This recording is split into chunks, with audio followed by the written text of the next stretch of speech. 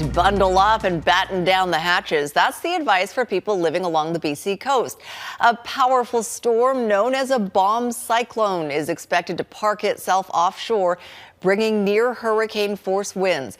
Our Kylie Stanton joins us live from one of the windiest spots in Victoria, Dallas Road, with more on the preparations by BC Hydro and BC Ferries. Kylie? Yeah, Sophie, it's just starting to pick up here, just really in the last few minutes, but the winds have been building slowly throughout the day, giving everyone plenty of time to prepare for this storm that's about to hit. It is coming in now, but already power lines are down and BC Ferries has canceled sailings.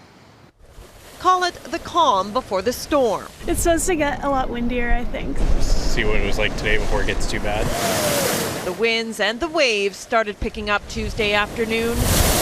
Just a hint of what's to come once the bomb cyclone hits BC's coast. Over the next 24 hours, we're going to see a really rapidly intensifying storm offshore and deepening extremely strongly and fast. Wind warnings have been issued for all coastal regions, but Vancouver Island is expected to bear the brunt of it, with hurricane-level gusts of up to 120 kilometers per hour in communities like Tofino, this time blowing in from a new direction. It's coming from this way, east, straight down the inlet. So we'll see how the trees that aren't used to that direction handle it. While it's difficult to predict how much damage the storm will cause, power outages are almost certain, and preparation is key. Customers should always have an emergency kit with supplies that last for at least 72 hours. BC Hydro is also doing its part. We did put some crews onto the ferries this morning to get to the hard-to-reach area, so we would have restoration services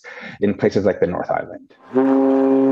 A smart move, considering sailings have already been cancelled. There will be no final trips on the major routes Tuesday night. The Wednesday early morning sailings are also at risk. We're really trying to find that right middle ground where if the forecast is uncertain, we're not going to cancel too early because we really want to help people get where they need to be. The best thing people can do is just check ahead. And Kylie, rain could be a factor as well. What do we know about flood preps? Well, it just started raining here. It's coming down now in Victoria. About 30 millimeters are expected in this region, but up to 100 or more millimeters in places like Tofino. So sandbagging stations have been set up in that community as well. But a storm surge flooding, that is of major concern. So if you're wanting to come out and check the waves out, you want to keep a very safe distance, or you could take it from me and just stay inside. Sophie? I would take your advice, Kylie. Thanks for that.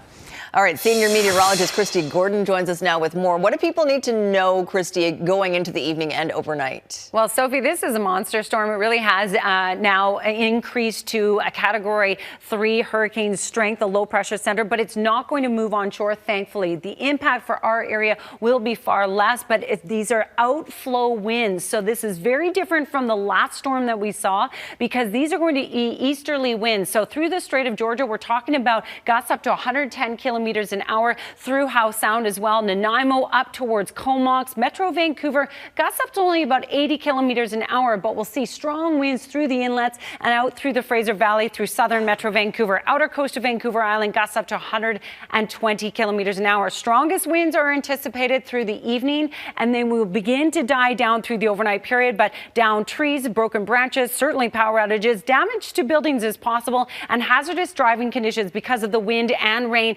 Large waves and minor coastal flooding is possible. Conditions will be a little bit better tomorrow morning, but may see some delays in travel because of four-way stop procedures because of power outages. All right, thanks for that, Kristi.